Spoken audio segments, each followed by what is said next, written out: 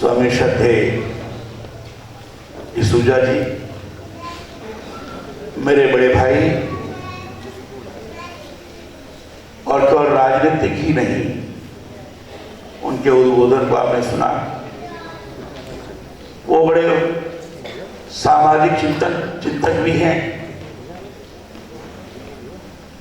प्रबुद्ध साहित्यकार भी हैं, कुशल प्रशासन क्षमता के धनी भी हैं, और राजनीतिक क्षेत्र में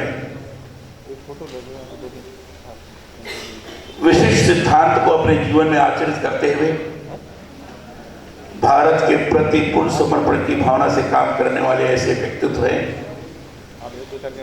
आदरणीय श्री शांता कुमार जी, मंच पर विराजित भारत सरकार के मानव संसाधन विकास राज्य मंत्री और इस क्षेत्र के सांसद आदरणीय श्री रामशंकर कठेरिया जी, डॉक्टर पाल जी, हमारे जिन्होंने पुस्तक लिखा है या यूं कह लीजिए संपादित किया है, डॉक्टर दीपिका उपाध्याय जी, डॉक्टर राहुल शर्मा जी, हमारे नीचे बैठे हैं विधायक श्री योगेंद्र जी, हमारे निगामा जी, नवीन जी, अन्य सभी बंधुगण यहाँ उपस्थित हैं, और यहाँ उपस्थित सभी यहाँ के छात्रों, छात्राएं, अध्यापक, अध्यापिकाएं, पत्रकार मित्रों, स्त्री को स्त्री रहने दो बस,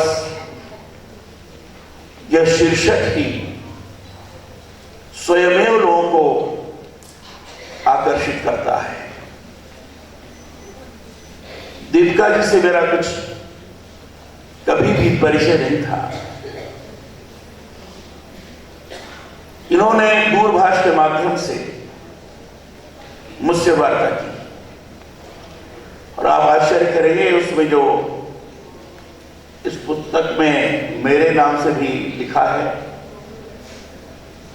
तो दूरभाष के द्वारा ही जो उन्होंने प्रश्न किए उसका हमने जवाब दिया है। और सामान्य तौर पर या तो मैं कभी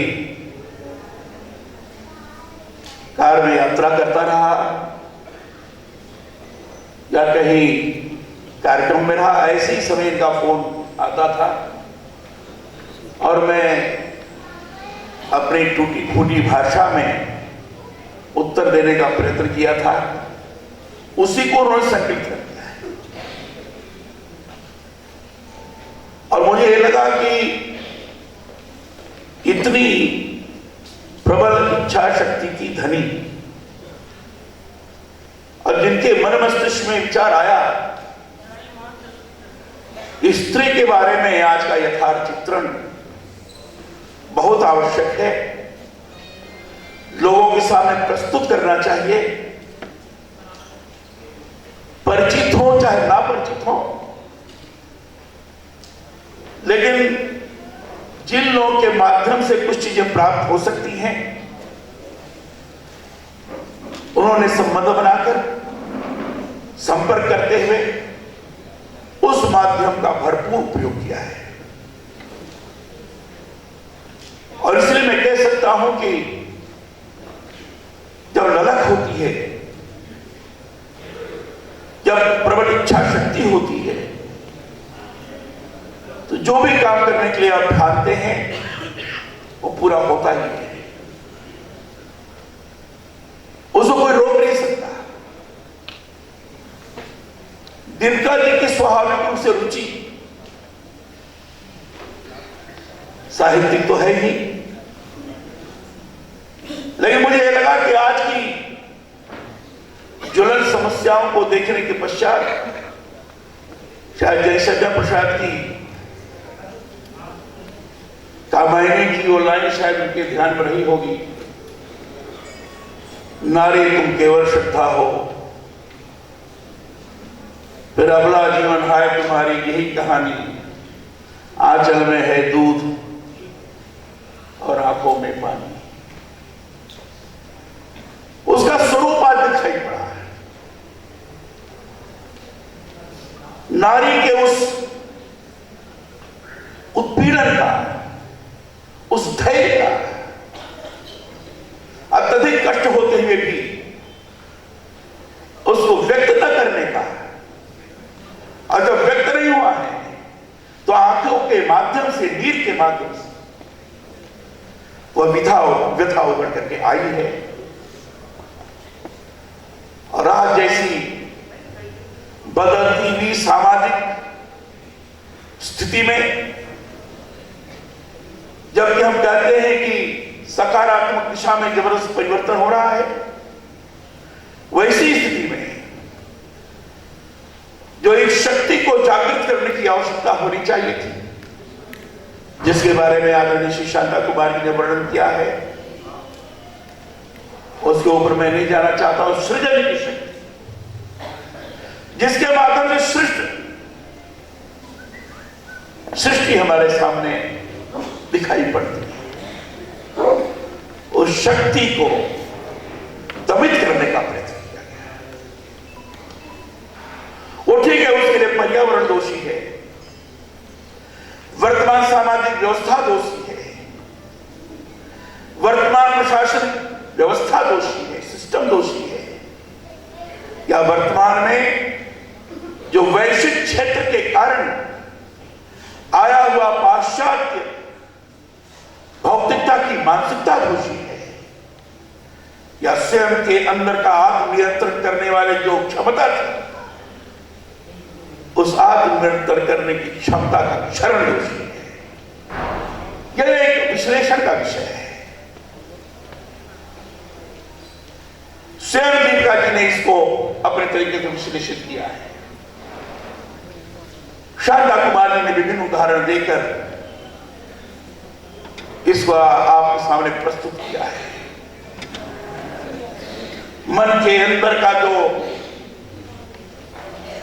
सात्विक और समान सकारात्मक सोच है, जिसको हम सात्विकता का सोच मानते हैं, जिसके बारे में विभिन्न ग्रंथों के अंतर्गत भी वर्णन करते हुए उसके नैतिकता का रूप प्रदान किया गया है। जो भी ग्रंथ हैं, मैं सभी ग्रंथों की बात कह रहा हूं।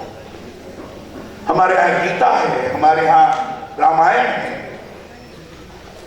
वेद है, पुराण है, और संप्रदायों के अंतर्गत कहीं बाइबल है, कहीं कुरान है। अन्य ग्रंथों में भी अंदर की सात्विकता को सकारात्मक दिशा में प्रस्तुत करने के क्रम में उसको नैतिकता का ही स्वरूप प्रदान किया गया है। और जब उसको नैतिकता का स्वरूप प्रदान किया गया है, जब नैतिकता की मानसिकता का निर्माण होता है, उसका प्राबल्य होता है, तो इस प्रकार के जो विनाशकारी दृश्य होते हैं, जो लोगों को परेशान करने के लिए, उत्पीड़ित करने के लिए दृश्य होते हैं, वो नहीं पैदा होती। और ये नैतिकता, अंदर की सात्विकता, सकारात्मक सोच, ये संस्कारों से पैदा होता है, ये शिक्षा से पैदा होता है। अभी शिक्षा के बारे में हमारे आदरणीय श्री डॉक्टर पॉल ने बड़ा बताया। शिक्षा का उसका आधार स्तंभ संस्कार है। ये बात सही है कि शिक्षा, पुस्तकीय ज्ञान, कक्षा में अध्यापकों के द्वारा पढ़ाई, एक एक क्लास करके उत्तीर्ण होने की प्रक्रिया, परीक्षा देकर ये तो होती है। केवल पुस्तकीय ज्ञान, केवल शिक्षकों के द्वारा पढ़ाई, ये शिक्षा की संपूर्णता को नहीं व्यक्त करता है। शिक्षा की संपूर्णता संस्कारों के माध्यम से व्यक्ति व्यक्ति के व्यक्तित्व के अंदर जब आत्मविश्वास का सृजन करता है तो वास्तविक रूप में शिक्षा कहलाता है। स्वामी विवेकानंद ने इसके ऊपर ज्यादा जोर दिया कि शिक्षा के माध्यम से व्यक्ति के अंदर, व्यक्ति के व्यक्तित्व के अंदर आत्मविश्वास जब जागृत होता है और उस आत्मविश्वास से आगे बढ़ता है तब कहा जाता है कि शिक्षा का सही माने में उसके अंदर असर हुआ है। ये शिक्षा और संस्कार या इस प्रकार की गतिविधियों को आज बलात्कार की घटनाएं हैं, महिलाओं के ऊपर उत्पीड़न है, पुरुष प्रधान परंपरा के नाते पुराण काल में, बाद में भी, वर्तमान में, गत में, हमारे देश में भी, बाहर के देशों में भी, विभिन्न प्रकार के संस्कृतियों के अंतर्गत भी ज्यादा पुरुष प्रधानता ही मानी जाती है। लेकिन कई जनजातियों के बीच में महिला प्रधान भी जनजाति हैं। लेकिन सामान्यतः पुरुष प्रधान समाज कहे जाने के कारण कभी कभी लगता है कि ऐसा तो नहीं कि पुरुष प्रधान होने के कारण स्त्री के ऊपर, महिलाओं के ऊपर अत्याचार की स्थिति बनी है। पुरुष प्रधान होने के बावजूद भी हमारे अवतारी परंपरा जो रही है, जिसके बारे में आदरणीय श्री शांता कुमार जी ने कहा, उन सारी चीजों के होने के बावजूद भी उन सारे हमारे जो वर्णन है देवताओं के अंदर की निकली हुई शक्ति के मूर्त रूप में देवी स्वरूपा दुर्गा का भी जन्म हुआ है। उनको उन्होंने पूजा है, अर्चना की है। हमारे यहां विदुषी बहुत होगी, चाहे गार्गी होगी, चाहे भारती होगी। भारती के सामने जगतगुरु शंकराचार्य को परास्त होना पड़ा था। उनको कहना पड़ा था कि अच्छा अच्छा ठीक है, हम कुछ दिन के बाद आपके प्रश्न का उत्तर देंगे। मंडन मिश्र और उनकी जो भारतीय जज थी, मंडन मिश्र और जगतगुरु शंकराचार्य का शास्त्रार्थ था, और जब मंडन मिश्र परास्त हुए हैं तब भारती ने कहा कि नहीं, अर्धांगिनी के नाते मैं भी कुछ बात कहना चाहूंगा। अब जब उन्होंने प्रश्न किया तो उसके लिए जगतगुरु शंकराचार्य को कहना पड़ा था कि मैं आता हूं। सब होने के बाद नारी शक्ति के वैशिष्ट्य को देखकर, नारी शक्ति के अंदर व्याप्त सद्गुणों को देखकर, नारी शक्ति के अंदर व्याप्त ममता और हृदय की विशालता को देखकर पुरुष प्रधान समाज में भी यह कहने के लिए बाध्य होना पड़ा था कि जत्र नार्यस्तु पूजन्ते रमन्ते तत्र देवता। ये बात होना पड़ा। जब उनको लगता था कि जब तक हम नारी शक्ति का समुचित तौर पर सम्मान नहीं करेंगे तब तक समाज को व्यवस्थित तौर पर नहीं ले जा सकते। नारी और पुरुष दोनों मिलकर संपूर्णता को प्राप्त करते हैं। भगवान शंकर के बारे में तो यही बताया गया है, अर्धनारीश्वर की कल्पना की गई है, समानता नहीं दर्शाई गई। व्यवहार में जो चीज जानी चाहिए थी उतनी उतर करके नहीं आई है, लेकिन तो भी देवी स्वरूपा नारी की आदर्शात्मक कल्पना, आदर्शात्मक कल्पना, उस आदर्शात्मक कल्पना को साकार करने की जरूरत है, यथार्थ में परिवर्तित करने की जरूरत है। आज जिस प्रकार की हालात बनी है, आज की हालात में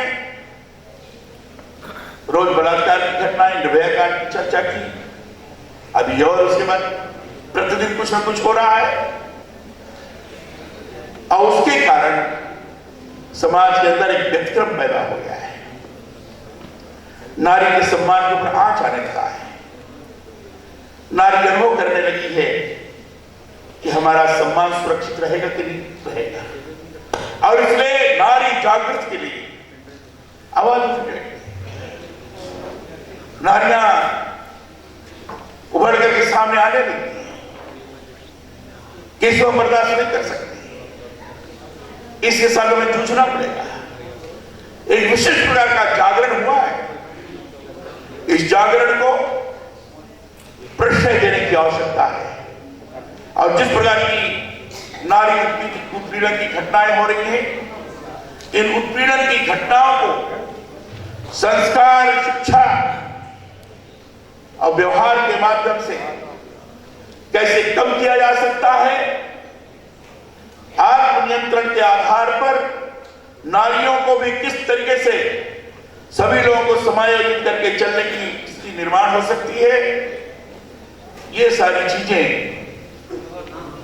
प्रस्तुत करनी पड़ेगी, सामने लानी पड़ेगी। तब मैं समझता हूं कि शायद कुछ इस दिशा में सकारात्मक तौर पर लोगों ने काम करना शुरू कर दिया है। लेकिन चीज अभी नहीं हो रही है, आवाज तो जरूर उठ रही है। कानून बन रहे हैं, कानून पर लेकिन असरदार नहीं हो रहे हैं। ये सारी चीजें कानून से नहीं होती है, कानून से सारी चीजें नियंत्रित नहीं हो सकती। ये सारी चीजें जो जैसे मैंने प्रारंभ में कहा शिक्षा और संस्कार के माध्यम से हो सकती हैं। मैंने अपने जब ये दूरभाष से वार्ता हो रही थी उसमें भी मैंने ये बात कही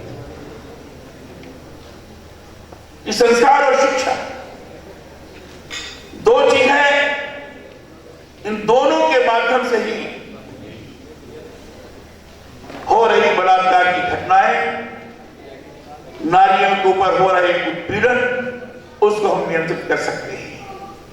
जो शिक्षित क्षेत्र है उसको छोड़ दिया, शहरी क्षेत्र बाकी के, लेकिन जो ग्रामीण क्षेत्र है, सुदूर गांव में लोग रहते हैं, विपन्न है, पिछड़े हैं, वहां तो बहुत दुर्दशा है। वहां तो इतनी दुर्दशा है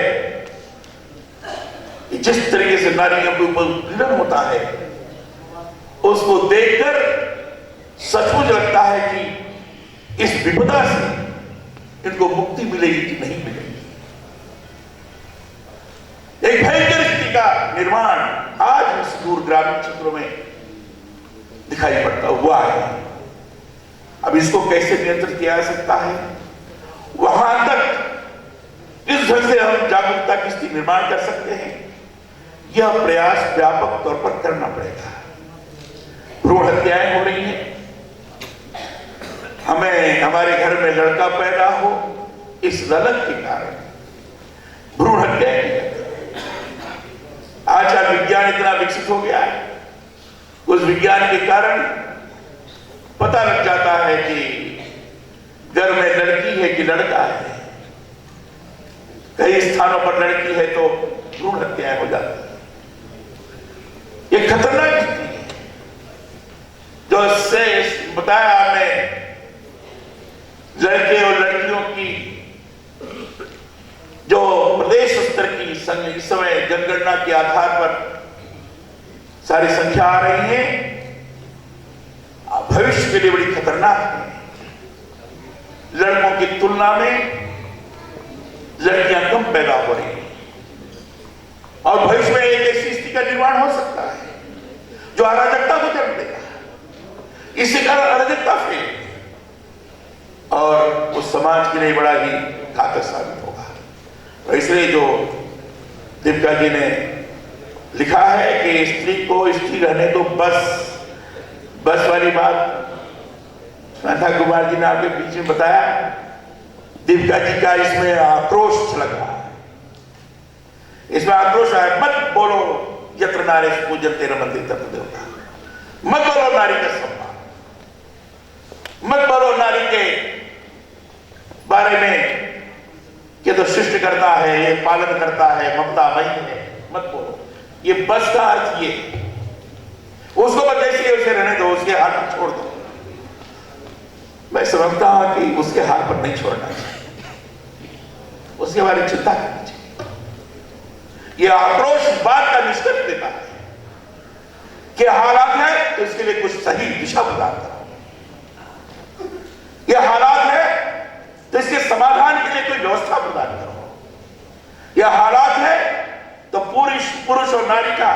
जो बीच का भेद है, उस भेद को समाप्त कर समान रूप से हम खड़े होकर आगे बढ़ सकते हैं।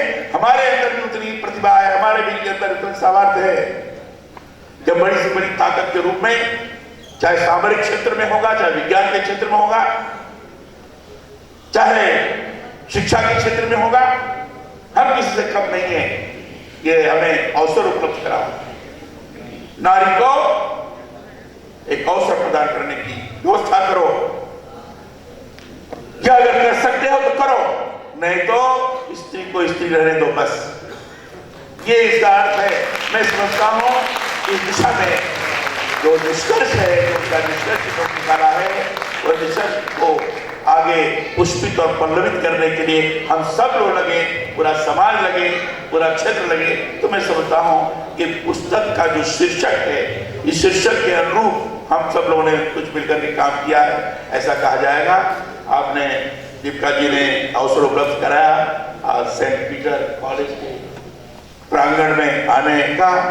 मैं तो बड़ा अपने को गौरवान्वित अनुभव कर रहा हूँ। यहाँ आकर डॉक्टर डिसूजा जी से, डॉक्टर पाल जी से भी मुलाकात हुई, डॉक्टर साहब से, डिसूजा जी से तो मेरा लखनऊ में भी भेंट हुई थी। और इस प्रांगण में आकर मुझे ऐसा लगा कि हम सब लोग सही माने में सामाजिक सद्भाव के आधार पर पूरे देश को आगे ले जाने की दृष्टि से एक चिंतन कर रहे हैं। उस चिंतन के आधार पर आगे बढ़ते जाएंगे।